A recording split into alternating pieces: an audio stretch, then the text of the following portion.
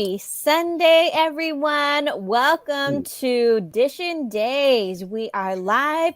I am your host, Araceli Aviles, filling in for Tony Moore, and I'm joined by... Other side. Michael Mattis. How are you? And down below me, we have... Hey guys, Justin Hareld here. Hi, guys. Happy Sunday, everyone. I hope everybody's week was good.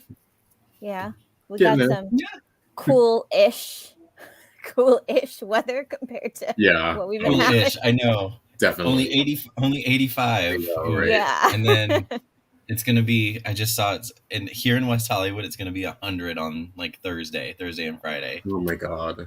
I'm like, that's not pretty. That's not cute. Mm-hmm. No. Yeah. Anyways, thankfully, you can watch Dishin Days indoors. Yes. All right. Before we get started, I want to remind everyone to subscribe to our YouTube channel. Also, follow us on all social media platforms. We are Dishin Days Show on Facebook, at Dishin Days on Instagram, and _Dishin Days on Twitter. As well as please follow us on Apple Podcasts, Google Podcasts, Spotify, and iHeartRadio, where you may take us wherever you want if you cannot watch us live. But you're here, so hopefully you can watch us live. Also buy our merch at dishindays.threadless.com. It's not cooling down anytime soon, so buy your towels. Yes. Buy your towels and mugs, a cool t-shirts. And a mug to put your beverages in, your cool beverages.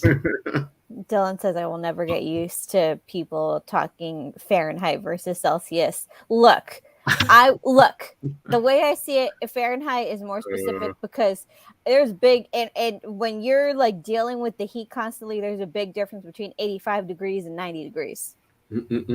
Big, huge difference. Am I taking my sweater? The sweat level is completely different. Am I taking my sweater or am I not taking my sweater? We're sweating like Eric and Jada. With 85? 85, you're taking a sweater? I freeze like, I'm a desert rat. I freeze. I'm like 70, maybe I'll take a sweater. If it's under 88, I freeze. Yeah. Oh my God. Yeah, it's weird. Anyways, what did we think of this week's Days of Our Lives? I thought it was good, not great. I felt like last week was a lot better. It was a little bit of a letdown. I think a lot of stuff happened and certain parts were great, which we'll get into. But for the most part, it was kind of like, it was an okay week. Not great, but okay. Exactly. Like I told you guys before the show, I was distracted a lot. Like I was like, what's going on? Okay, I'm going to go on Instagram. What's going on? Okay. I'm like, oh, Nicole's being a mess. Whatever, Yeah. And Orpheus again, like no. Yeah. But Stefan, good stuff. Yeah. Because I obviously watch for facial expressions for my segment, so I'm always on the lookout. Who's really emoting? Who's being expressive? And I'm like Brandon Barash. Top notch this week. Welcome back, Stefan Tamara. Yeah, I mean, not to like discount Jake Tamara, but this is a retcon I approve of. Very much. We have to let us know this is Stefan, not Jake anymore. Yes. Yeah. In case anyone gets confused, because a lot of people were really confused this week. A lot of people. Very confused this week. Yeah. All right, let's get into it. Time to start. Dishin Days. I think we got there. Yeah. Well, we'll listen to a bit book, but I think we got there. I don't know how it appears to like other people, but to I know me, it's never on. Appears. It's never on. So either. Yeah. Y'all can tell us if we got it or not. Most likely not, but one of these days. Yeah. One of these days.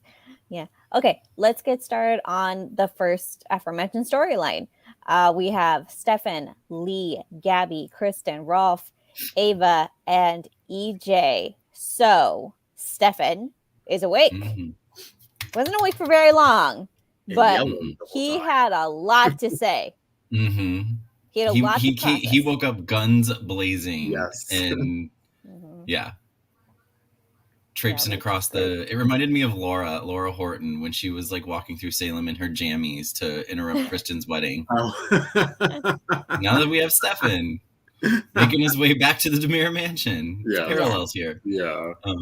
But yeah, I you mentioned it, Brandon back as Stefan. I felt like he just embodied Stefan's character, and Jake was like, I didn't mind Jake, but I definitely prefer Stefan, and I look forward to seeing what they do with him, because it was definitely like, almost night and day. Like, you knew, like, of course it looks exactly the same, but Brandon is one of those actors that he can, even the subtle differences make that big of a difference. Yeah, it was just Stefan just as a character is gonna have more to do. He has more to do. He has more people to connect with. That first, as soon as Gabi's name was mentioned, it clicked in his head. And it's not something that we ever saw with Jake. That just instant connection. No, totally. The thing, Gabi and Jake, never resonated with me the way Stefan and Gabi did. So I'm again looking forward to seeing, as long as they don't draw this whole like brainwashing thing out too long. Yeah, well, it seems if Lee's gonna have his way, if Lee and I go back and forth on this. Last week I said that Lee and Kristen's plan didn't have a shot in hell. But after this week, they seem really, really, really, really determined. So do we rethink that maybe they might be able to pull this off? Because they got him back.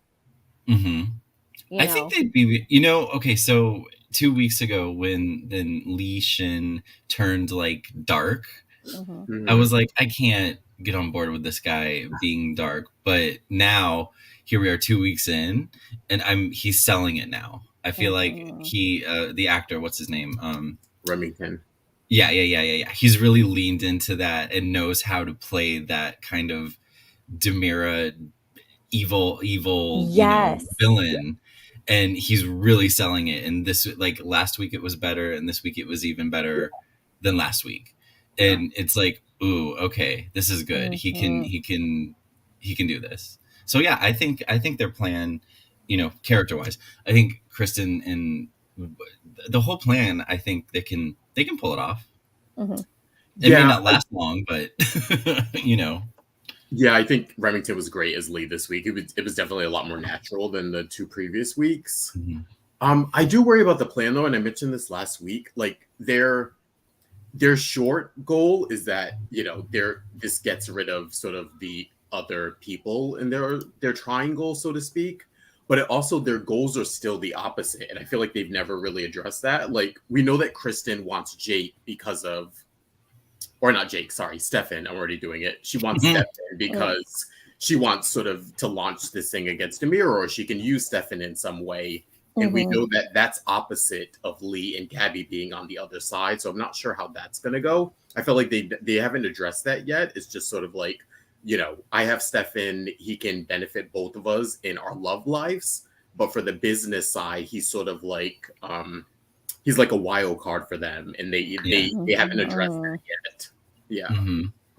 So the other thing, because okay, who's gonna, like, when they find out he's alive, like, what was Stefan's stake in Demira when he died? Here's the interesting thing about that. When Stefan, at the time of Stefan's death, he had already signed over his shares to Gabi. She didn't inherit them because he died. When they got married, he signed his shares over to her as a play to keep them out of people's hands. And that at the time was her goal. She just wanted to marry him to get his shares, and then she fell in love with him. But she had his shares outright because he signed them over to her. So she didn't inherit them. So technically speaking, he couldn't just walk into Demir and demand. He won't have any now that he's alive. Right. No. Okay. I wonder if they're going to hand wave that away, though. I wonder if they're going to stick to that, because otherwise it's Kristen sort of wants him. Her idea is that she's sort of using, but she's not interested in the business right now. There's down the road maybe, but right now her sole focus is Brady. But I feel like that's the reason why she was so adamant about getting Stefan awake, and because remember before the Stefan thing, it was Jake, and she wanted Jake because it was like, I helped you out. Remember, you're going to help me out now, and so that just switched over to Stefan when Jake unfortunately died. But yeah, I feel like they would probably hand wave that away in order to make him sort of viable in the Demiras. Because why bring back Stefan if he's not going to mix it up in the business side? I don't know. It's a mess. You might as well it's a mess. Then, although here's the thing, I much more understand Leishan's stake in this than Kristen, because I feel like Kristen has no chance in hell of ever getting back together with Brady anytime soon. Sorry. I don't know. No, because he Brady's a flip flopper. He's a flip flop. Except for one thing, I will say he is not forgiving, and this is where most people will draw the line of Kristen playing games with their daughter. Yeah, he's not. That is what's really, really pissing him off right now. Is that Kristen's trying to manipulate Rachel. Mm-hmm. And I feel like that's a line in the sand for him. I don't think so. I don't think it's enough of a line for him to say that it will never happen again. I don't. No. I just said anytime soon. Which is which Kristen is that short-sighted that she can only see. Yeah. And that's why I say that is because she's not playing the long game. Exactly, Kristen is just so short-sighted and so short-tempered. Mm-hmm. Whereas Leishan has kept Stefan on ice for years. Mm-hmm. It's only been in real time. It's only been 3 years, but in Salem time, it's been 4 because of the time jump, right? And think about that. It's that Kristen just found out that Stefan is alive and how quickly she flipped to use him. Whereas Lee has known that Stefan has been on ice for years. He's kept him in his back pocket for years. We as an audience are just now finding this out. Mm-hmm. So Lee, in some ways, I think, to what you said earlier, he's playing more of like Stefano's game, playing the long game. You mentioned that, he's acting very Demira, Michael. Mm-hmm. He is, and but he's not Kristen. He's like Stefano. He's playing the long game. Mm-hmm. He's really trying. He has a hold on this. And again, like I said last week, if it wasn't for the fact that he was keeping Stefan's being alive a secret, I could totally now see him and Gabi working out. Well, that's the fun part. Well, interesting part, because like he had said, like when Rolf sort of questioned him, it was like, well, why'd you keep Stefan? He said, well, at the time I didn't know I'd be with Gabi. So I feel like the Gabi thing sort of threw a wrench in his ultimate plan. I'm guessing he sort of alluded to that. His plan was to bring Stefan back at some point and to sort of use him. But now the Gabi situation is sort of throwing a wrench in that. So I guess, like I said, it's the business side of it is like being pushed to the side a little bit because you have these sort of love triangles now. But I feel like he wanted him for business, of course, sort of like keep him alive because he felt like he could use him, going forward in some way for Demira. But yeah, I don't know. It's interesting. Mm-hmm. Yeah.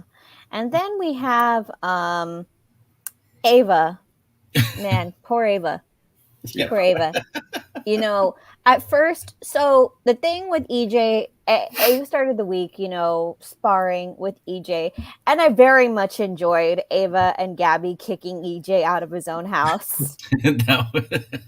I very much enjoyed that.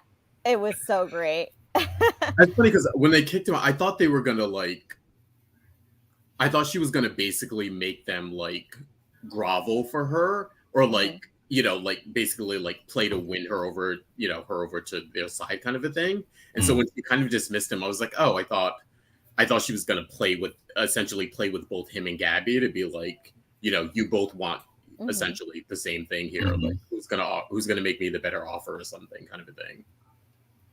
I'm getting confused about who knows what with this situation. So Ava and Jake did not actually get married. No. Ava is just saying they got married. Gabi knows this for a fact. And EJ Lee. Kind of EJ suspects, but he doesn't know. EJ suspects something. And so, but then like what's Gabi's game here? Okay. Gabi just wants to keep control of Demara because now EJ holds a lot of stock. Yeah. He holds a lot of he holds a lot of shares at the moment. Yeah. Right. So he only needs a little bit more and he could push her out. Yeah, so the idea is Ava will always side with Gabi on any sort of meetings or votes, essentially. Yeah. And Ava's thing is, I want a job, like getting the money. I guess the job is I still want a job. Yeah. And the idea behind moving Ava into the manor was EJ was really just kind of trying to assess the situation, see how he could manipulate Ava. Yeah. But Ava is a tough cookie. She is not a pushover, and she's not afraid to slap the heck out of him, which I also really enjoyed. She said, "What are the 5 fingers? Say to the face, slap." Which I also greatly enjoyed. And so, but now, Abe, you talk too much sometimes. Abe kind of reminded EJ of her history, and then unfortunately that coincides with Stefan coming to the door, and then poor Ava. The one time the door's locked. The one time the Demira's door is locked and someone can't just come freely in.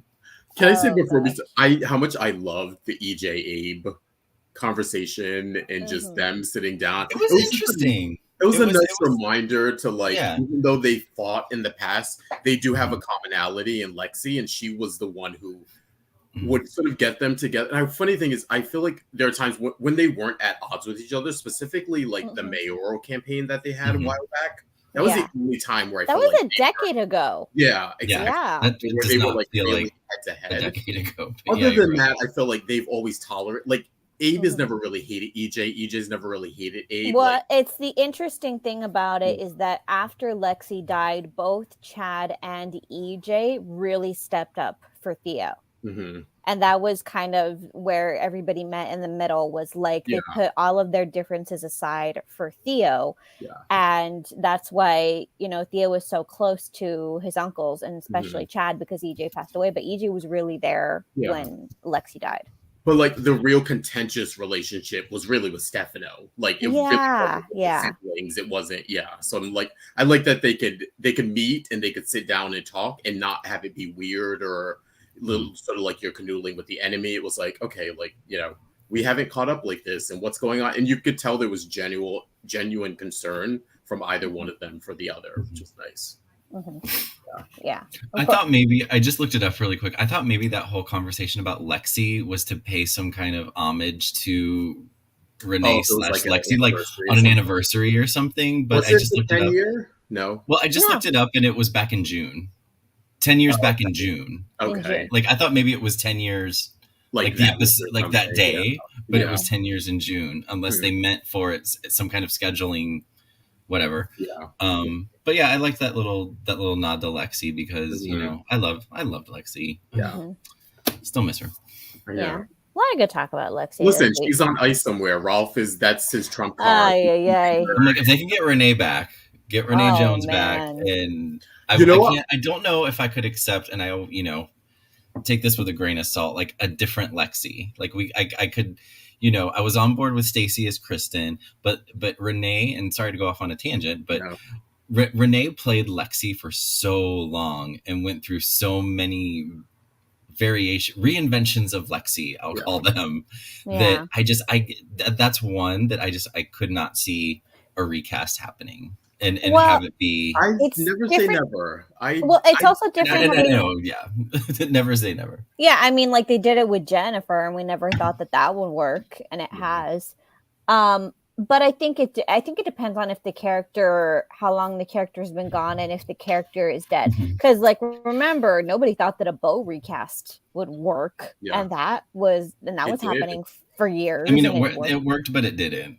It worked, but it didn't. But it worked for when it needed to. But it's like that could never happen now because the character has been gone for so long, and because they killed off the character the way they killed off Lexie, it's like we would never accept a Bo recast, not even in heaven. We wouldn't do that. Which is why, when they did the anniversary tribute episode to James Reynolds, they did not do a recast. We did not see Lexie's face because they said if we can't.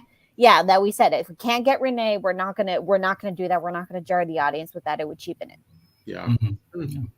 I'd even be up for, and who knows if they would. I'd even be up for Renee coming back as like someone else, even if it was for a short time, and if they did a whole like she looks like Lexie. You know what I mean? I'd be up for that.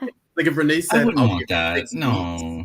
If Renee said, "I'll give you 2 months of filming," I would rather have that because if we're not going to get Lexie back, at least we get her back on the show in some capacity in an interesting way. I would want it to be like, I know. I guess I don't know.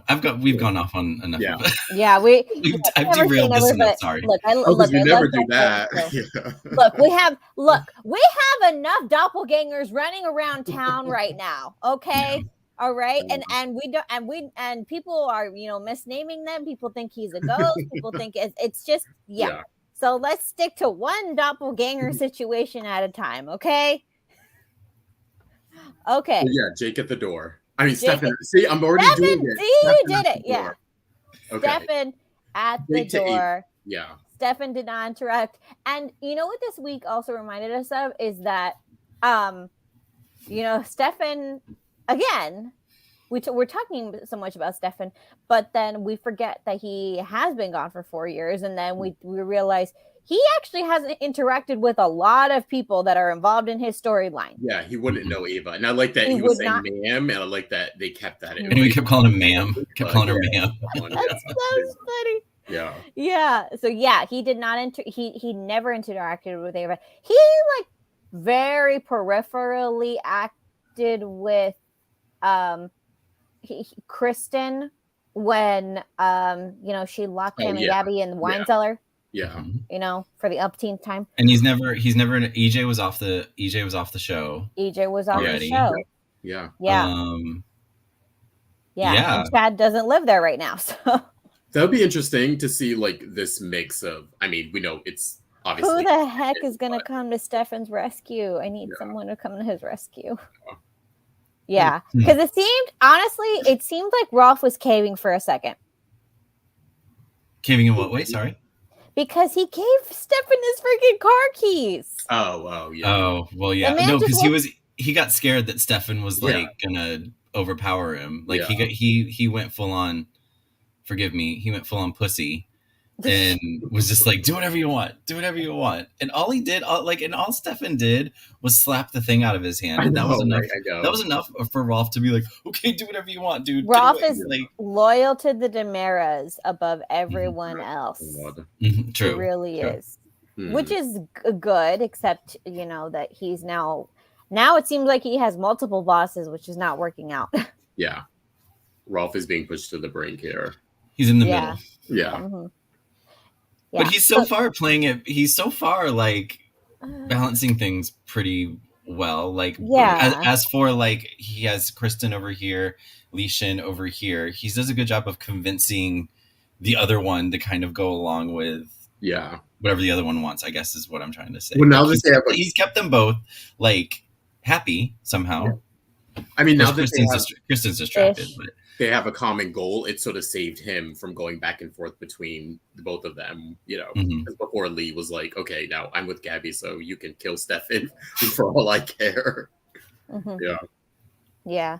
So the thing, you know what I was thinking, whenever we get into a storyline and we kind of go off on different tangents in the middle of talking about the storyline, I kind of realize it's because we don't know where it's going.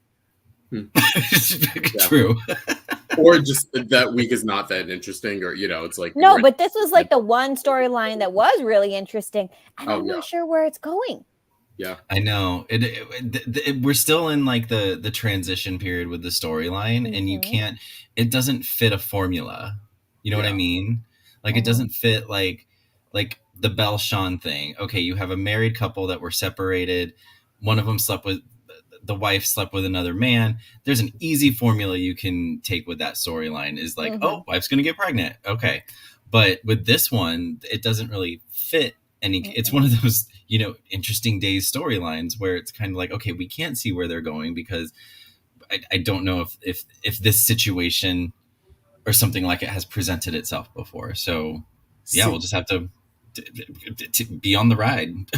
With what we saw, I'm wondering if that was by showing Stefan be so aggressive with getting to Gabi. I wonder if that was just to show us that he still loves Gabi and he's himself before they quote unquote change him. Because I feel like kind of establishing his mindset before the brainwashing. So now that he's back under the coma, I feel like we're gonna get the change of him being into Chloe now. And so I think that was maybe to show like, okay, this is right. the transition. So he deep down he really does remember Gabi and wants to be with her, regardless of what happens moving forward, kind of a thing. Yeah. I just don't know when that is. Is that gonna is he gonna be on ice for another month? Is he gonna come back next week? Well, that's what I'm saying. Like, please, I don't want them to like sit on this for a month and have like no movement with it. Exactly. Yeah. I mean, you have like a week of brainwashing, and then a week and a half of brainwashing, and then release Stefan out into the wild, and Yeah. I mean, it's gonna bum me out. I'm not gonna lie, because there's so few couples that are just that destined to be together. I mean, yeah, we have our couples on the canvas, and we have our super couples.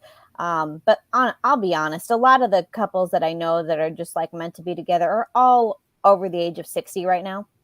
And we say this all the time. You have to develop the younger generation. Like when you look at the show and all the super couples are the ones from the 80s, it's like and that's not to say that you have to stick with the people who've been in love for more than 30 years, because I say Paulina and Abe, I consider to be a really strong couple right now, and they've only been married for a few months. Yeah. So it's like all of the over 60 crowd is getting all the action. And I'm like, all the younger ones, I'm like, yeah, you're together, but I'm not really like, I'm still not really in this like, oh, you're solid, you're going to be together forever kind of camp, Yeah. So yeah, it's like, where's the love? Where's the love? Gabi and Stefan are the love, and I need them together. Yeah. Okay, well, we'll see what happens. I like I said, I don't know where it's going. I'll be along for the ride. Open arms. Yeah. What is that? Open arms. Moving on to another storyline, which I don't know what's happening. Gwen, Leo, Sarah, Sloan, Trask, and Rafe all trying to figure out who the heck killed Abigail. And we still don't really have a fucking solid answer. No. We think the closest we've gotten, they've now narrowed it down to Gwen, because Leo has pretty much ratted her out, even though he doesn't know for a fact. Oh my God. That she killed him. In fact, she's told him many times that she didn't do it. Yet Leo sold Gwen out to save his own ass. Yeah. And now Gwen is going to be the prime suspect, but I don't think Gwen did it. I feel like I would almost be a letdown if like all of this happened and it was Gwen. I'd be like, oh, I think everything we saw this week was the truth from everyone's perspective. I think, and they didn't conflict each other's stories, so it wasn't like we were seeing someone sort of blatantly lie. So I think Gwen was telling the truth, and I also like that Rafe believes her. Even though he's like, she's shady, I know she's been up to things, he actually believes her, which I think is nice. I mean, I believe I do, but I'm with you. I believe that what we saw, like their recounts of what happened, were 100% true. Yeah. So we still have no killer yet. Yeah, so we've established that there were a heck of a lot of people running around that house that night. Unlocked doors.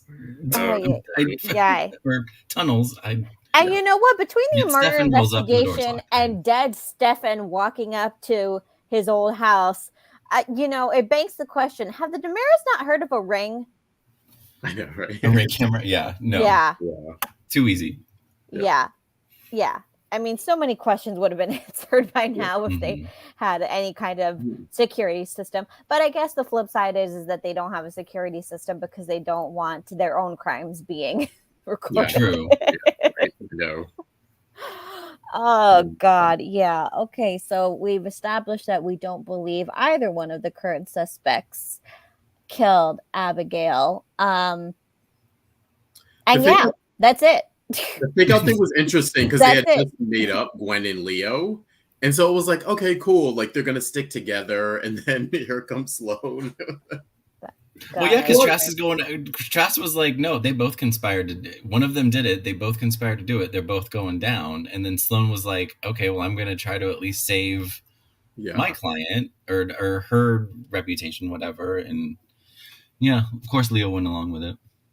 Yeah. Of course. Because he's a weasel. Scumbag. I'm really liking Sloan, too. I don't know how long she's around for, but I'm really liking her. Need someone, a shady lawyer who could go. Yeah, I'm looking at her more like sort of a Trask character who comes in every once in a while to be, like you said, that shady lawyer of Salem, and and I think it'd be nice to have someone else besides, like, we get the usual, like Justin and what's her name, Belle. Someone needs to go to jail. Yeah, because Trask does. Yeah, I was gonna say Trask doesn't want to win. She needs a win. All the criminals that she put away just got out. Yeah, true. She needs to put someone in jail right now. I saw this too, which I thought was funny. I don't think this is the case, but people were speculating that Sloan is related to Chad because the last name thing. Like, she would be his stepfather's family. But I don't think they're going to go there. I think they were just using the name because of the Ferris Bueller thing. His stepfather's family. Because remember, Chad's original name was Chad Peterson. Really? Yeah. Oh, yeah. And so people were speculating. I didn't remember that. To Chad. Not related by blood because we know Stefano is his dad, but it would be from the dad's side. Yeah. Right. Yeah. Huh, which his dad was his dad the district attorney too? Yes, he was. Yeah. So people were speculating is like Sloan a cousin or something like that. I don't know if they're going to go. And Chad's mom was a judge. Yeah, Chad's mom was a hooker before. Yeah, it wouldn't be on the mom's side. It would be on the dad's side because of the last name. Yeah. Huh, interesting. Yeah, that'd be an interesting twist. Yeah. We'll see. But no, I like the character. I hope she stays around or becomes recurring or something. I like what she brings to the table.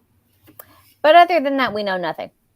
Yeah. We went into on this thing. We went in with knowing nothing, and we still know nothing. Okay. We know more, but we still don't. We know more, but we still don't have. We don't know what we want to know. Exactly. Like they need to tell us, the viewers, who Yes. did this.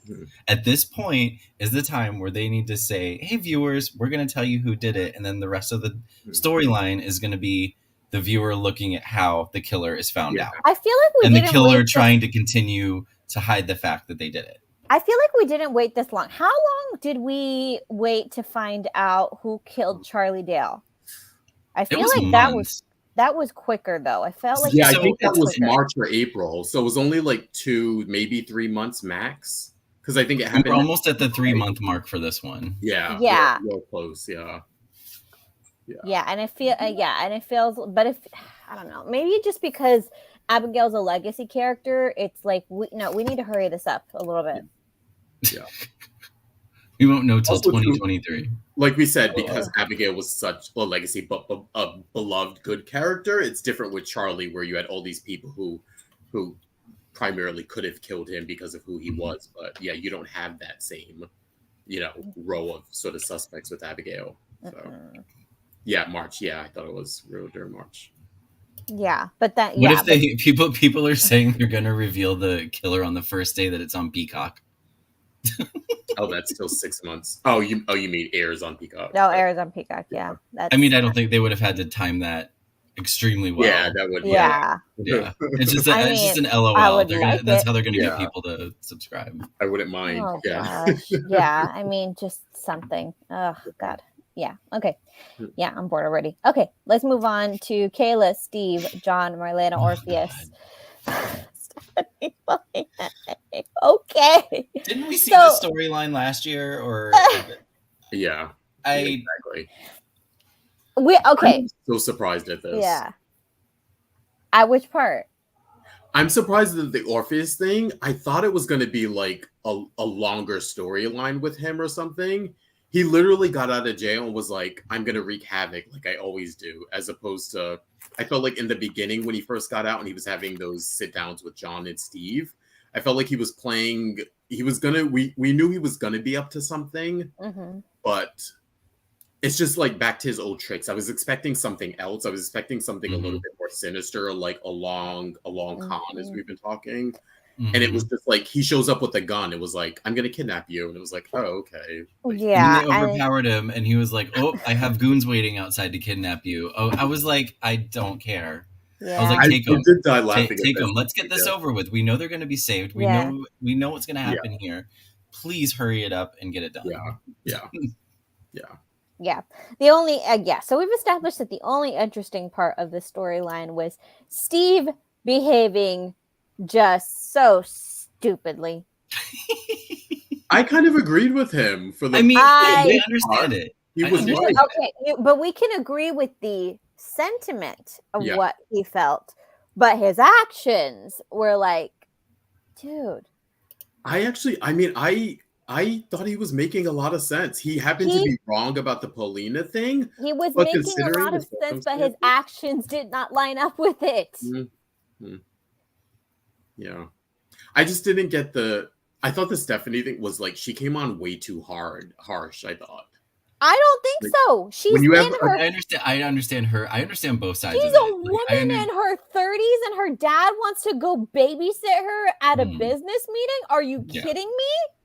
Like, I thought this was just like, I found this just to be natural parent, child, adult, like drama, conflict. You know what I mean? Like, I was like, I understand his point. He's trying to protect his little girl. And then I understand her where she's like, I'm a grown ass woman. I don't need my dad. You know what I mean? Like, I was like, okay, this makes sense. Well, no, it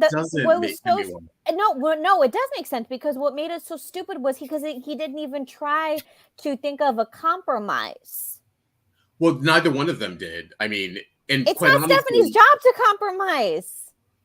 Well, listen, if your family is known to being targeted by someone who's dangerous and your father, who's a PI, says this dangerous person has already threatened you, essentially, and you are going to a clandestine meeting with someone who you yourself has admitted to your father, the PI, that you don't know who you're meeting with. Like, I would feel differently if she was like, I'm going to meet a client. I've spoken with them on the phone. It could still be a trap, but I would understand that more than her literally saying, I'll be fine. First of all, nobody is fine. Nobody is safe. I'm sorry, Stephanie, for as amazing as she is not going to overpower 3 guys who want to attack her. That's just not going to happen. Or nor would it be if it was Joey, or you know what I mean? And like, there has to be like some realism for what we're showing here. And I thought her point of view was a little harsh. I thought her point of view should have been like, hey, listen, come with me until I know, maybe come with me to the place to see that it is a safe place and I'll go in and do my business. But it just seemed, it was too much of a conflict that didn't make sense to me. I can't because Steve never once treated her like an adult in the situation, and that was the problem for me. It's like, it's not Stephanie is an adult, period. It's not her job to prove that she's an adult. Okay, and her family have always been danger magnets, always. It's like telling a mobster's daughter that she has to suddenly go into hiding. It's like, no, if your life is daily danger, then you just get a bodyguard and increase awareness. It's not like you just stop your life. She was never going to get a bodyguard, but I'm saying, first of all, everyone on the show is an adult, and they all get kidnapped every year. So I mean, yes, exactly. That has nothing to do with any. That's why I'm saying it. It didn't. So it's like, so of course, well, you just made the point. So like, why would she stop her life? If it's a yearly occurrence, if this is already happening, if she already went through drama in Beyond Salem, why on earth would she give in? She's like, you know, this happens all the time, right? Happens all the time is like, maybe I don't need a bodyguard with me everywhere I go, but my father telling me that a killer is threatening our family right now at this very moment, and I now have a clandestine meeting with someone who I haven't spoken to, it's a little weird. Yeah. Okay. But here's the other thing, is that Steve is not thinking rationally. Orpheus likes to play with his food, okay? He doesn't like, if he killed them with his food. Yes, but maybe bad metaphor, but whatever. If he was really interested in killing them, he would have done it by now. And that's why I can't be on Steve's side, is because he's so blind that he didn't see that Orpheus was playing him, that he was playing right into Orpheus's hands. Everybody, all of the grown ass people in this storyline were dumb this week. Marlena and Kayla for sitting there knowing everything that's going on, and for knock, knock, knock. Oh, I wonder who it is, to open the door without checking. I'm like, you dumb. Steve's acting on impulse. Again, I understand his reaction, but I also understand Stephanie's reaction to his reaction. Yeah. But it's you know, I don't know. They should just have hired a sniper, copped Orpheus, and got rid of him. And everyone. Well, that's what Steve wanted to do until he was talked out of it. Yeah. Well, I was on board with that. I was like, get rid of him, pop him in the head, and just please, because I can't take this anymore. Yeah, and I'll just end on the if my parent called me little sweetness in front of a business client, I would die. I would die on the spot. I would just look up to God and say, just take me now. This is the humiliation has run its course, please. Yeah. It was fun. I did kind of giggle at those scenes, the Paulina office scenes. Oh my God. My God. Just God. What did she say? She's like, you really can't tell the difference between me and an elderly villainous white man. Oh man. Especially where he had his arms, it was like really, really job. Like you could. Yeah. Although we kind of knew it was going to be Paulina. Mm-hmm. Yeah, in the meeting. Paulina had a good week this week. Yeah, Paulina had a good week this week. Paulina was the MVP of this week. Yeah, she just like Jackie just knows. I cannot believe that this is Jackie's first soap. I really the longer she's on, the less I can believe it, because she emotes just so well, and that is what you need to do in a soap opera to elevate some of these scenes, which are just so freaking outplayed. Yeah. Yeah. Good stuff. Okay. Yeah. It was okay stuff. It was okay stuff. Jackie's always fabulous, but everything else is okay. Yeah, I was gonna say Jackie's good stuff. Yeah, Jackie's good stuff. Okay, so before we move on to our tidbits, I remind everyone to subscribe to our YouTube channel. Please also follow us on Dishin Days Show on Facebook, and Dishin Days on Instagram, and _Dishin Days on Twitter. Follow us on all podcasts, and buy our merch at dishindays.threadless.com. Oh, she was on Another World in the 80s. Sorry, I apologize. Yeah, I was just thinking that. I was like, I think she may have been on Another, but I couldn't remember which. Was she on Another World though? Was she on Another World as like a long-term character, or was it one of those like daytime? Was it daytime, primetime, NBC crossover things where she was on for like a minute? No, she was an actual actress on the show, but I don't think it was a long form character. Maybe a year or a year and a half or something like that. It was a short amount, Yeah, and let's be honest, soaps have gotten nuttier over the years, so we need Jackie. We need Jackie. Okay, moving on to I will say this character does emote. Alex, Sonny, Stephanie, with a little bit of a chat and Sloan thrown in. Okay, so Alex gets rid of Sloan once she figures out who she's representing. He's about family so first. That moment endeared me to Alex because he took his brother's side. He didn't put he did a bro before hoe moment, and I appreciated that. Yeah. And I was like, oh, okay. Which, Alex has said he doesn't get attached to these women anyway. So it's like, okay, why would he probably would have dumped her anyway, maybe. Yeah. But I do appreciate that he didn't try to make excuses or want to keep Sloan around, make excuses for it. He took his brother's side. Yes. So I was like, he's a himbo, but he loves his brother. Yeah.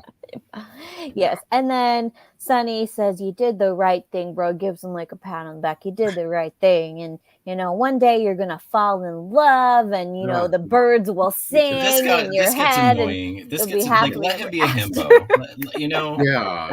Stop himbo shaming. He's fine. Yeah, he is fine.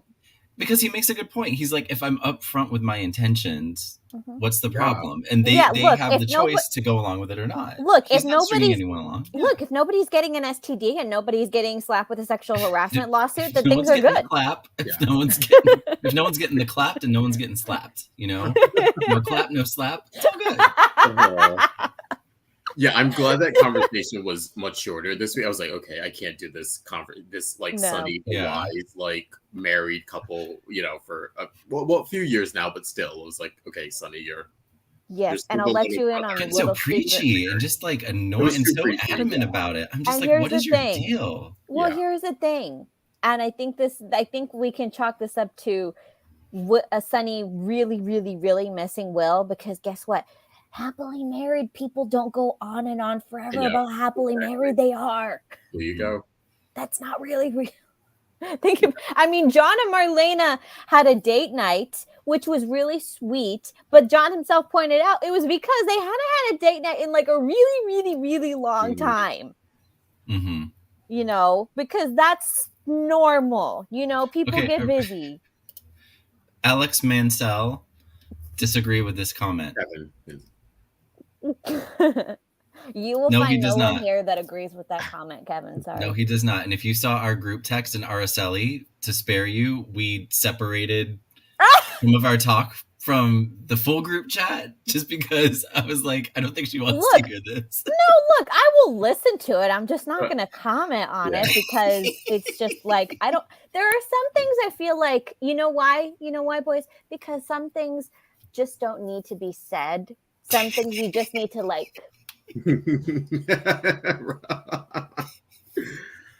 things don't need words. We're in favor of Alex being unclothed as possible. It's totally fine with us.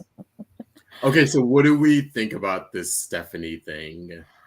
Well, as far as them being cousins by adoption goes, nothing new. Nothing that Salem hasn't seen before. Nothing new in soaps. I'm not seeing the chemistry, to be honest. I thought it was a little forced. Yeah. Exactly. Like when he got up from the floor, I thought it was going to be like, oh, you're a beautiful woman. Like it was going to be the horn dog thing. Yeah. And then it just switched to this I'm madly in love or love at first sight. And I was you didn't even interact in a good way. Exactly. Yeah. It was so quick. And I don't think that they're trying to recreate the whole love at first sight thing that Ben and Sierra had with Rob Wilson. I don't think they're trying to do that. I think I do think they're trying to go their own direction with Alex. It's just that the chemistry is not there, and it was the dialogue that Sonny had with Alex beforehand that it was like, oh, that's too much. It's too forced. Yeah. Let's not try to force it. Like we said about the adoption, the funny thing is, I feel like they're pulling away from Alex being Adrian's, to fit him into this scenario because yes, Angelica's his mom. they sort of fought over him when he was really young. But from that point on, he's been Adrian's son. She adopted him. Like, it's a little, and it reminded me too when Stephanie, when they actually met up with Sonny and they were going through everything. Because remember, Stephanie was with Max, her uncle, through adoption. Yeah. So it was like, okay, we're doing sort of this again. And it's like, okay, like at some point. Stephanie has a terrible history with men. That let's also, okay, yeah. So that's the other thing. Yeah. We're focusing on Alex a little bit here. And I'll be honest, the only interesting part of this that I found was the idea that maybe like Chanel and Allie would like coach him into like how to woo Stephanie. That'd be the only interesting part of this. Yeah, but now let's pivot to Stephanie. Okay, first of all, those scenes with Stephanie and Chad, so weird. They've never been friends. I love those scenes. I love those scenes. Natural. There's no history behind them. That's the only thing is that we were reminded last week. There's no history there. They were never friends. But did it scream friend? It just seemed like people who knew each other. I didn't get like they had a lot of people in common, but they were never friends themselves.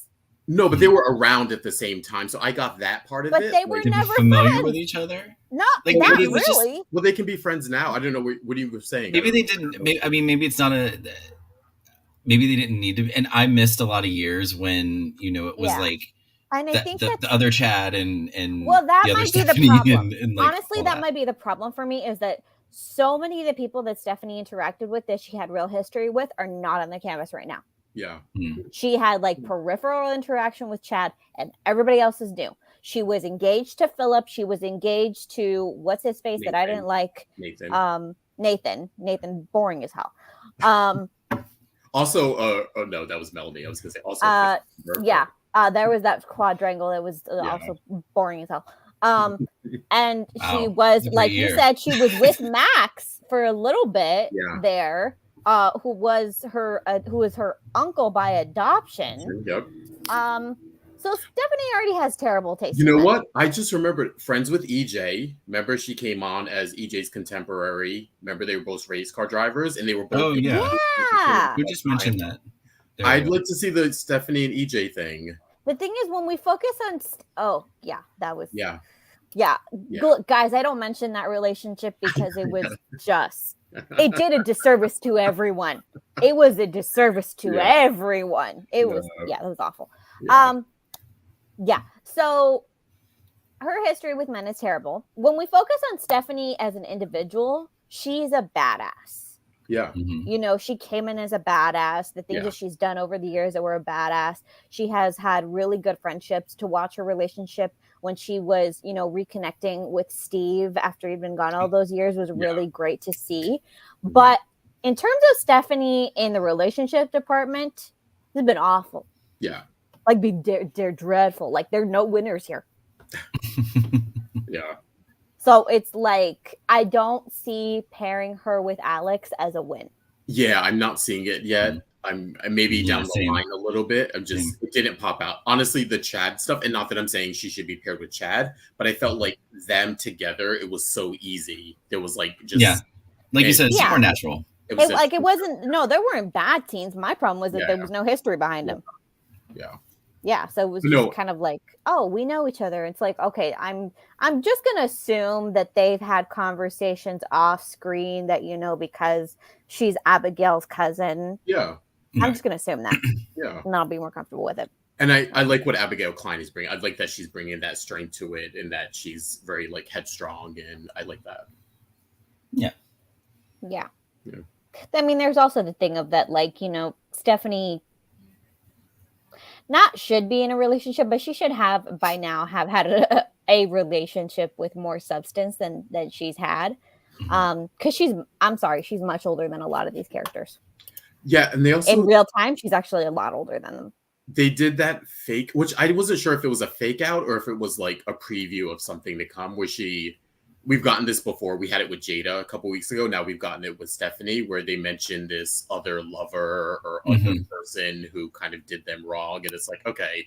First I was like, is she talking about Alex for a second? But then I rememred the relationship. I was like, they would have known her by that point if they were dating before. So she, by her own admission, has terrible taste in men. Yeah, I know. Yeah.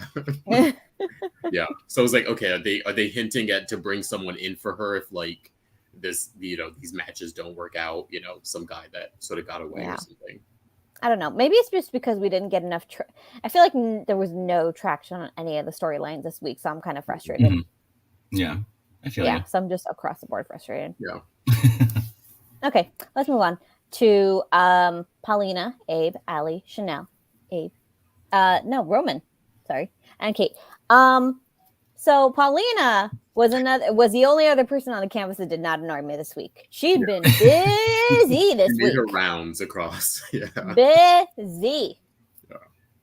Yeah. We needed Jackie. Man, she's everywhere, and she's not everywhere for the sole purpose of being everywhere. She's not in a storyline where she's not supposed to be. Exactly. There's a purpose, yeah. Yes. She's driving a lot right now. It's a good contrast with Abe / James Reynolds, like that energy of like having someone, because she's different from Lexie and a different characterization. Oh, totally. Yeah. You wouldn't normally pair Abe with, so it's nice.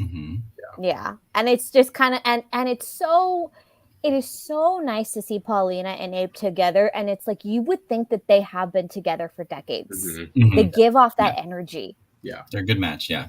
Yeah, they give off. Yeah, and how do we feel about Abe agreeing to run for governor? Do we think that he really wants to, or did he just give in?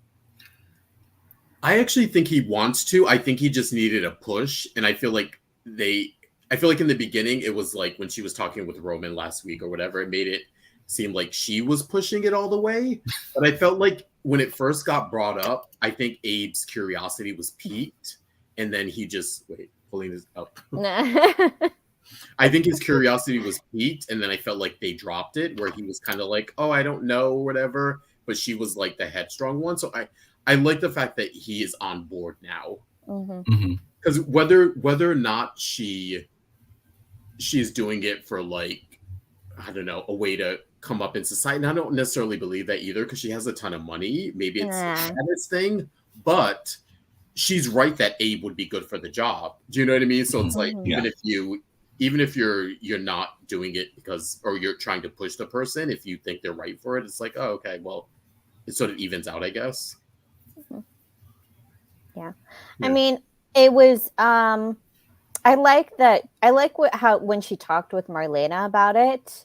And Marlena does. I love when Marlena goes deep, and she asks people to go deep. And she was like, "Well, you know what? I think he needs it. I think he needs something to keep his mind occupied. I think he needs something to motivate him. And you know what? I'll be honest. Those conversations happen a lot when the kids move out of the house, when the kids move away, when you're facing retirement. Yeah. It's not like Abe isn't busy, but he's just not as busy as he was. No, yeah, exactly. So it's kind of like, we're gonna keep going, because life is not a spectator sport. So we're gonna keep going. We're gonna actually do things, and we're gonna do something meaningful. Yeah. Yeah. But that was not the only cookie jar that Paulina had her hand in. She was also getting messy with. Well, this was last week, but we saw the fruits of the labor come this week with Roman and Kate. So Kate pleaded guilty. She basically, for whatever reason, Trask went easy on her, which I'm like, that doesn't fit what Trask does, but I guess it fit what they wanted to do with Kate. So she's not the fish she wants. Yeah. I guess, yeah. It was probably because of the Lucas stuff. I feel like if Lucas was in a trial, I felt like Trask would have gone for Kate, kind of a thing. But since that sort of got wrapped up in a bow, it was like, okay, why go after her? I'm glad Kate forgave her. It was she did the right thing. She's being punished in a way. So yeah. So that, of course, now that they're all like to a happy year or whatever they said, and that's I was like, not okay, happening. What's gonna happen? I was like, what's gonna happen? It's not happening. Yeah, but you know what? I'm glad that Paulina gave. She seems to be really good at just giving people the push that they need. I mean, I feel like she did do the same thing for Chanel when Chanel was trying to decide between Allie and Johnny. Now she made some missteps, But, you know, she did sit there with Chanel and, you know, help make a pro-con list, you know, boy, girl, penis, vagina, which we didn't get a chance to talk about because we were not here. Penis and vagina. She was just, she's very blunt about it. Penis and vagina. It's one word, not two. No, 3 words. 1 word. Yeah. Twin A or twin B? Which one was born first? I can't remember. Penis and vagina. Yeah.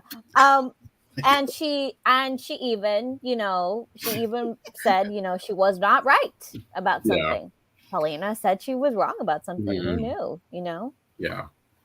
You know, that's all to say Paulina was probably my favorite character this week. Yeah, she stole the show this week. It was, yeah. And she emotes. She emotes. We need that. Yeah. Okay. Moving on to Nicole, Eric, Jada, Rafe. Which Roman really couldn't figure out why Eric was so sweaty. Roman, sit down. Like, we've established it's hot. Like, he said the air conditioner was broke. Like, he said he was trying to like, Roman, stop. Yeah. Okay. Show of hands. Who's over Nicole? Yeah. Over it. Over it. Was over it months she ago. Was a mess. She's just a hot mess. Got herself, she making all of the worst decisions she could be making for herself, and then just keeps compounding them. It's the flip-flopping for me that they're doing with this character that is driving me crazy. Part of me just wants, honestly, I know it's a soap opera and blah blah blah, but part of me is just like, leave her with Ray for a while. Like, we did all that to get them together, and now they're gonna be broken up because she wants Eric back. I'm like, just leave her with Ray for a while. Let Eric pursue this with Jada and make those storylines interesting. You know what I mean? Don't make the thing that's interesting Eric and Nicole getting back together. Like, it's not. That's the thing. It's not interesting at all. Like, been there, done that again. Now it's too at much. all. I had a sex dream about my ex-husband, and I'm going to go over to his room and tell him. I was like, what? Wait, what? No. What are you doing? Like, you're a married woman. You're not even pretending to be a married After I had sex with my husband. Yeah. I'm like, Nicole, God. I can't even. And of course, Rafe is being as useless as he always is and not getting, like... Making his huevos rancheros. I you know, just don't even get me started on the mispronunciation. I mean, it's low on the list of things I was annoyed by this week, but my God. Okay. Yeah. So, the only interesting part of this was Jada. Yeah. Jada just being upfront, going after what she wanted. I like this guy. I'm going to have sex with him. I'm going to take a shower in his place. And then I'm going to just say it. And then I'm going to take off. Yeah. Girl has some balls. She has facts. She's a grown ass woman. Yeah. Thank you. Thank you for bringing this interesting grown woman into this canvas, because she's the only interesting thing about this right now. Ugh. And now she's sort of on Nicole's radar. She's like, she's on Nicole's radar now, which so we're like setting up another rivalry, I guess. But I'm interested in the rivalry. I'm just not interested in who they're fighting over or the concept of winning. That's the interesting thing is that you just said it. It's like a rivalry, but it's like Jada is not a person who's going to play that game. Yeah. She's not that. No. So it's kind of like it becomes Nicole floundering everywhere. It was just so cringe watching that Nicole Jada interaction. I'm just like, every time Nicole opened her mouth, I'm just like, oh, you're so gross right now. Get out. Nicole, why are you in the bedroom? Get out. Like, what are you doing? Yeah. He's not here. That should have been like, oh, I'll see you later. I'll catch him. I'll call him later. Oh. I'm like, yeah. Wait, yeah. And look, I give Chloe credit for being...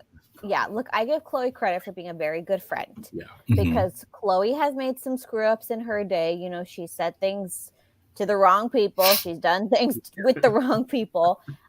She's a very good friend to Nicole. But even she was like, "Wait, you're gonna do what?" Yeah. I said your feelings we're valid. I didn't say go over and tell him. Yeah. Things. None. Oh Yeah. my God. She's like, I mean, I guess it's nice that they're not dragging her coming to that realization. At least she's like voicing it to Chloe. So, I mean, that's a plus, I guess. But it's just, it's it's too much flip-flopping with them. It's too much. Yeah. It's like, I know you weren't expecting to get certain actors back or certain actors would leave. And I know it throws things off sometimes, but it's sort of like commit to something and then like let that ride out maybe. This was the best moment. That was the best moment. I was like, ooh, shots fired. It's like, remember you're married? Yeah, I work for your husband, remember? Yeah. This is what a grown-ass woman does. She's like, I'm fine being here. I was invited. Yeah. I was actually invited into this room. What are you doing here? And then I invited him in. Well. You know what? And you know what? I was even okay with Eric this week because Eric can kind of flip flop too. But you know what? He made a choice to sleep with Jada, which he doesn't usually. It's not something that he would usually do, and I'm okay with it. Yeah. I was okay with it too. He's a single man. Exactly. He has an attractive woman who's interested in him. Why not get some? Yeah. Why not? Yeah. Be a himbo. Be a himbo. I'm okay. I'm okay with Alex. Get some pointers from Alex. Yeah. Yeah. Look, grown people can do grown things as long as they're not hurting anybody. Yep. Okay. And that is the moral of probably everybody's storylines this week. Treat grown-ups like they're grown-ups. Please. Okay. End of my spiel. End of this week's days. Thank God. Got through that quick. And that was our show. Thank There's God. a reason we got through it quick. Yeah. Oh gosh. Excellent. I didn't realize how frustrated I was about this week. Yeah, until you start letting it out. Yeah. I'm going through it. I'm like, yeah, this week wasn't great. Wasn't great. Yeah. I thought it was, in the beginning I was like, oh, that's okay. But I'm like, no, man, I was really pissed off about this week. We all agree. Jackie/Paulina, MVP of the week. Definitely. She did not piss us off. But I guess Eric too. Anyway. Yeah. Okay. All right. So that was our week of Days of Our Lives. Let's move on to our segments. No 3 snaps because Tony's not here. So we'll move on to Michael Mattis's Caption.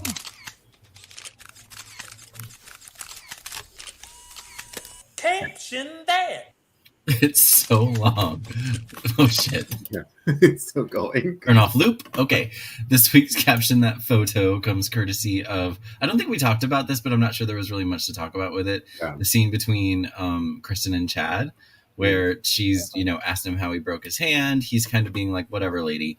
So this week's caption goes to Melissa, aka Queen of Demiras on Instagram, with her caption, Rolf probably has some spare parts in the lab. Do you want me to get you a new hand?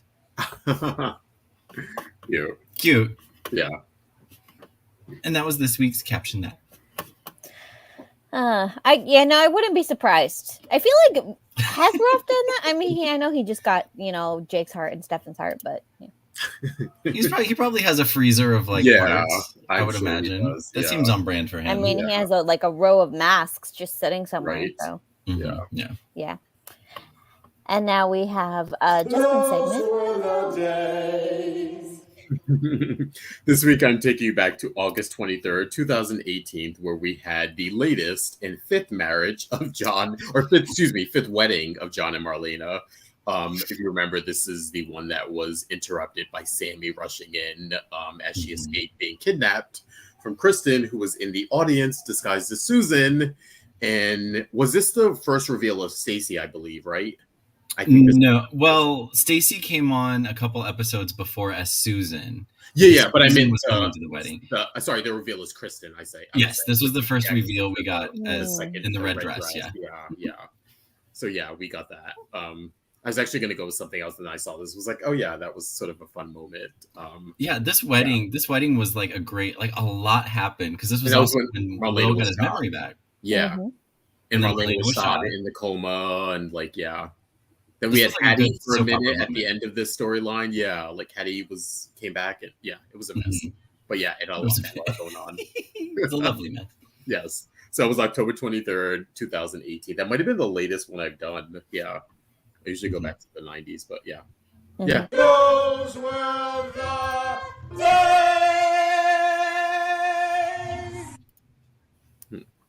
End scene. And it's time for my segment. It's a gift. And this week's It's a Gift goes to who else but the only person that didn't piss me off this week, the lovely Jackie Harry, who doesn't need to move her face Yeah, right. to emote. What was that line she was saying? I know, what was she talking about? She was talking about, so you mean not interrupt my husband's friends when you're on date? Right. Yeah. But I was just fascinated. I was like, she doesn't even need to move her face to emote. I was like, hey, man. Yeah. Yes. So, Jackie, Harry, you are forever the queen of emoting to me, which is why It's a gift. are this week. It's a gift. Okay, and All right. move on to news and gossip. Yes, this week in the ongoing saga of Days' move to Peacock, we have ongoing saga. Yes, Pretty much, yeah. That was publicized. Ken Corday, who we talked about the interview he did in the information. Go check that out. I thought it was pretty useful, and we gave some really great insight. He did, and then we did on last week's show. But this week they had a celebration on set, a little toast as a sort of maybe I guess a farewell to sort of NBC, and also an ushering in to their sort of moving forward to Peacock. So the cast, Ken Corday came down and with the cast and had sort of a champagne toast moving forward. And for those that are wondering, the new stuff, the new quote unquote, the stuff that will be filmed from Peacock will air, I believe, in February. So we'll sort of see what those changes that we talked about last week will sort of come to fruition during February sweeps, which is like the perfect time to like kind of debut sort of, and I'm sure that they won't waste any time sort of promoting that. Of course, is there a sweeps in streaming? Like, I guess not, but it doesn't really matter anymore. Like, but I feel like the brain is conditioned to it, so people to expect stuff like that. Yeah, and they could probably. I mean, Peacock can still promote it that way with their, So also about Peacock, a little birdie is out there.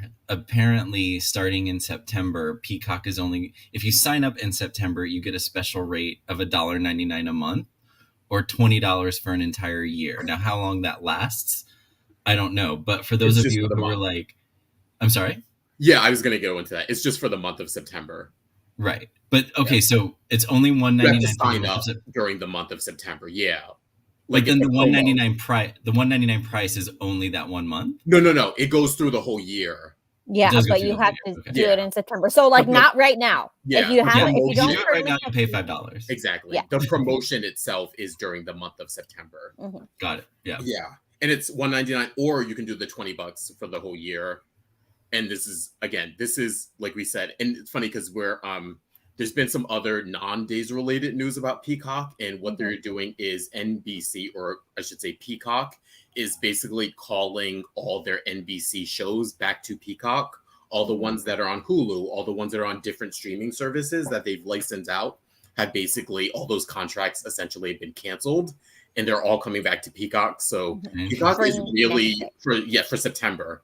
So this is in promotion to not only wanting Days members, but also getting other people who watch like all the Law and Orders, all like the Chicago Hopes, or those types of shows that NBC is sort of famous for. Those are coming all back. The Office is back on Peacock. I think that's been there for a while, but yeah, it sort of leads credence to this idea that Peacock specifically wanted Days in addition to all of this other stuff coming, and really sort of boosting Peacock and making it a viable streaming service. And we talked about the fact that Peacock has become one of the least problematic streaming services. I know.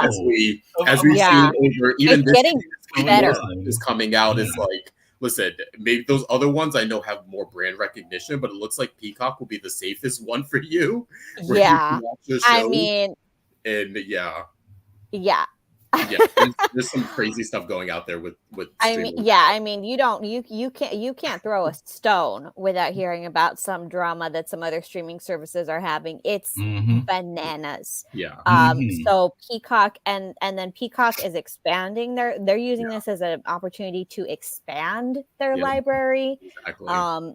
To like all this stuff. So basically, if you have an aunt or a grandma who really doesn't like streaming services, shout out to my aunt Dora, who I am going to personally sign up for premium. Yeah, I'm gonna sign up for people too. So we're gonna be working on that. Just get it for them.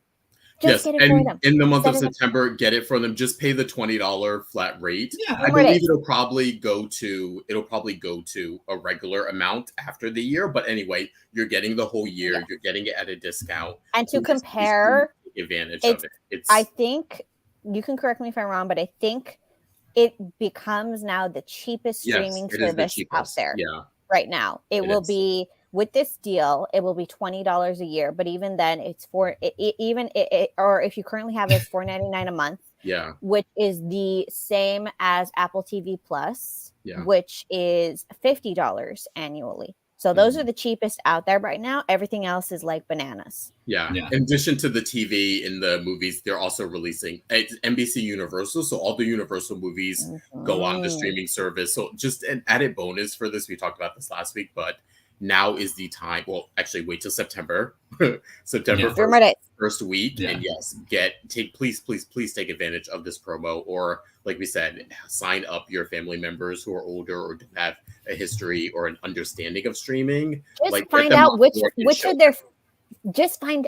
of their favorite like crime shows from the 80s and 90s that they loved, and just remind them that it's going to be on there. Exactly. Is Marnie Miller on there? Right. No, yeah.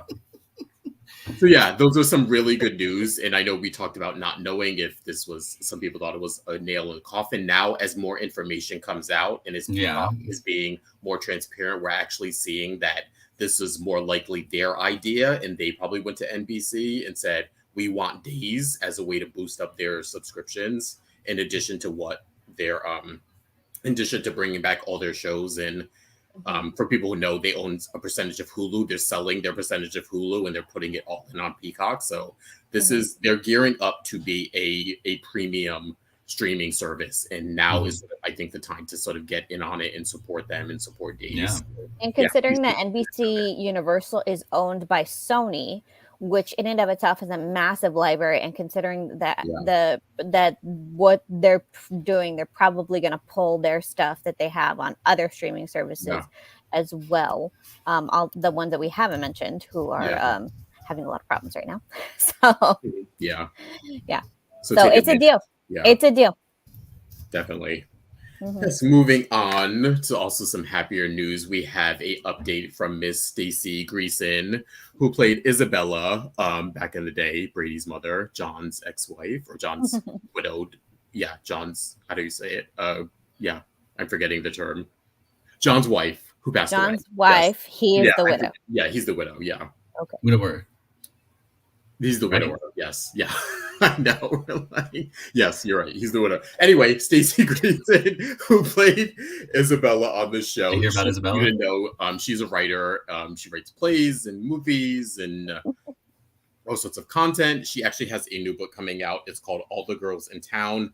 Quick synopsis is three smart women who team up to seek vengeance on a rock star who hurt them. She also did this really interesting interview for Soap Opera Digest, and they asked her about the book, and she explained it and how her writing process, and they also asked her about Days. So she has the greatest memories of Days working with John, and work with specifically Drake Hogestyn, and also working with John Aniston, who she said she had just a lovely relationship with, and just like the actor's life. And they did ask her about would Isabella, would she come back as Isabella? She seemed a little hesitant, but I don't know. I think if that were something to come to fruition, I think she could be talked into it. She was, I do admit, she's one of those people who is sort of,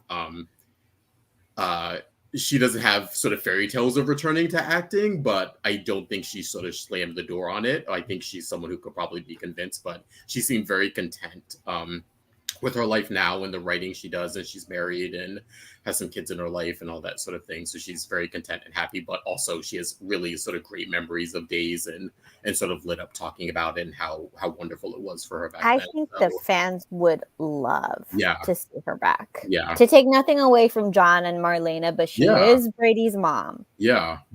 And she did do a little thing. I remember when I don't know if it was Eric then or if it was still Kyle, where she came back as a ghost for like a week or something like that. I think it was still Kyle. I think it was Kyle, yeah. And I think it was because they were his character had taken over the old loft that John and Isabel used to live in. Yeah.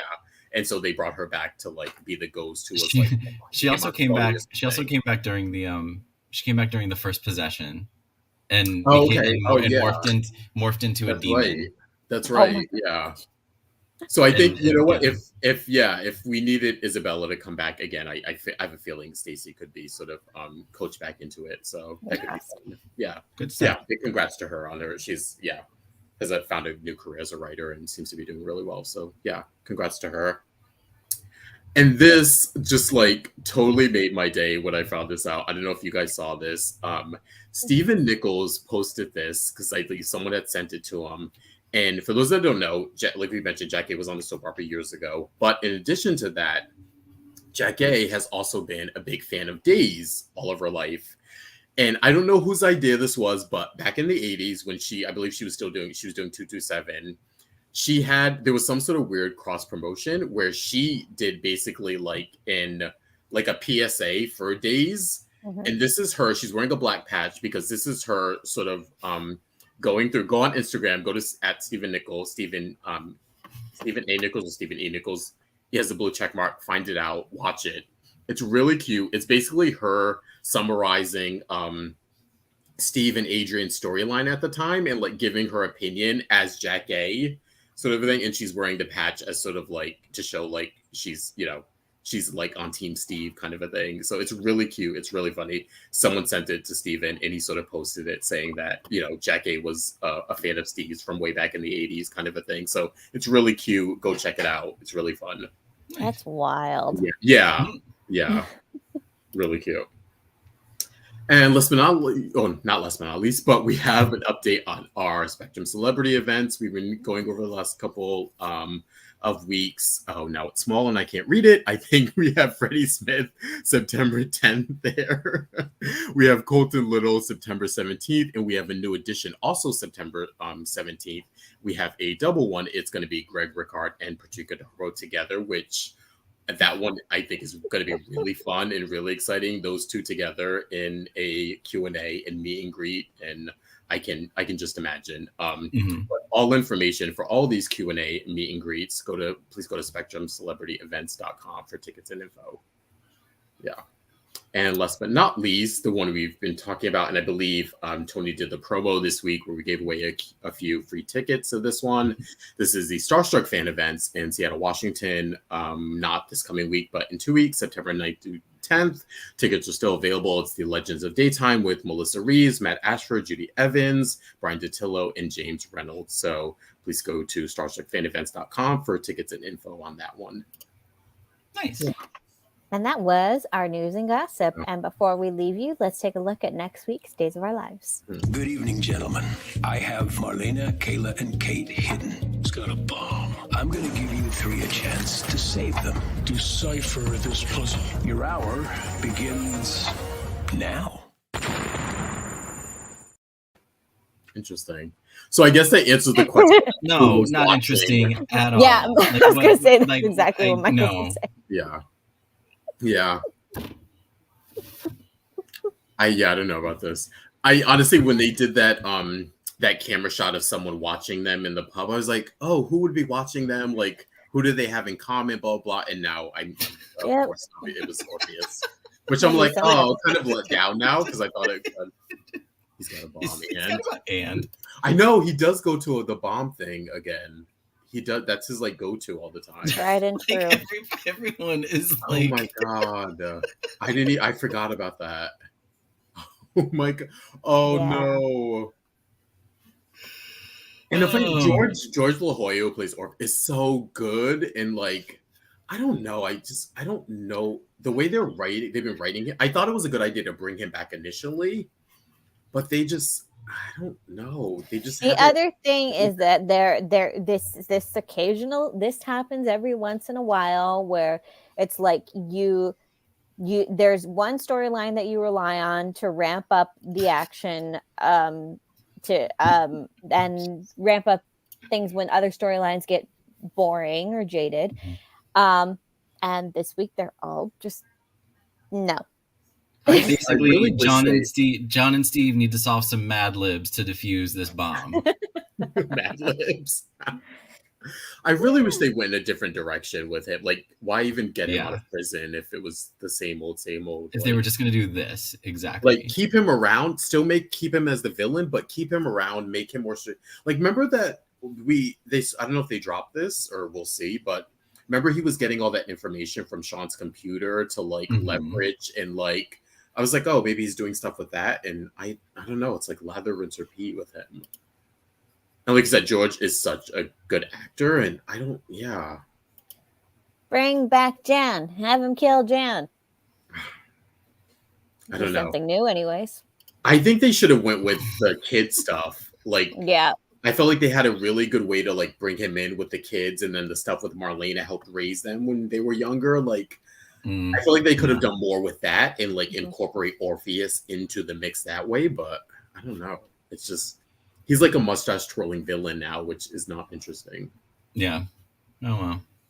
I guess we'll see how it plays out. But I love that no one's excited. Even the chat room's like, literally, one by one. I forgot about the bomb thing. I was like, yeah, this is what his third What's or fourth interesting? time What's interesting bomb. though is I've heard, and this may change. You know, who knows what's going to happen when they move to Peacock? But that the network dictates what they want in the promos for the show. Oh, and and I'm like, that's what you wanted. Okay. Listen, that could be a plus. Yeah, I mean, probably less control over things with the Peacock move. Yeah. Will we still get promos? I don't know. We'll see. But anyway, I think we're supposed to. I probably think they still do. About that. Yeah. Okay, that was your week's Dishin Days. Sorry. Gold star show, everybody. I hope we were entertaining, guys. I hope that we were entertaining. Did we make it okay? Did we make it better? Oh, brother. Yeah. Okay. I mean, it wasn't that bad. I just think the past no, been really good. Where this was just a little bit like there's always every week can't be gold. It was a decent week, overall. Yeah. Being generous there, Justin, but I thought it was decent. I mean, not great, but decent. Certain characters were decent. Yes. Okay. Yes. Yeah. Okay. All right. We will see you next time, folks. Thank you so much. We will be off next week, Labor Day weekend. Oh yeah. Oh, okay. All right. You won't see me. It's my birthday, guys. It's okay. I wanted my birthday. Happy birthday! Yes. Guys, I'm turning 30, right? Yes.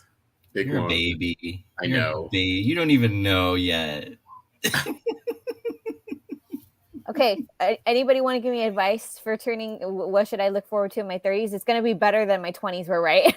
You will stop giving. You will stop giving a fuck. Yeah. I don't give a fuck now. I mean, you'll be more. 3 years in a pandemic. I'm so over it. You guys, this is the first time I've worn makeup in a week. I think each decade you grow more of yourself. Yeah. You just become more comfortable and become more confident, and you grow into yourself, I guess. Yep. I don't have to tweeze my eyebrows every day. Not if you don't want to, girl. You'll probably you'd be like, you accept me for my eyebrows bushy and all. You know what I mean? Like, you stop trying to please other people.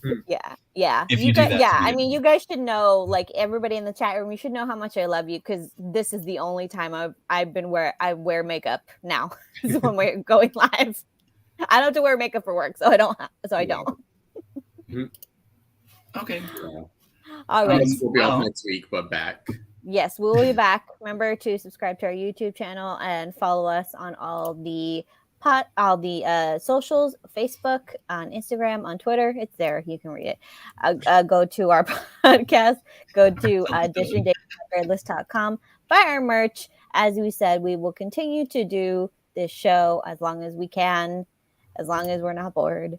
Follow Michael and Mattis. Follow Justin. Follow me.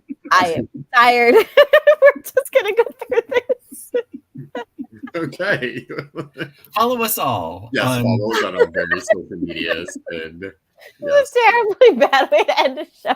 have Sorry. a safe and fun Labor Day weekend. Yes, have a great have a great Labor Day, and we'll see you in 2 weeks. 2 weeks, not 4 weeks. 2 weeks. 2 weeks. Yes, see you in 2 weeks. Bye, everybody. Bye.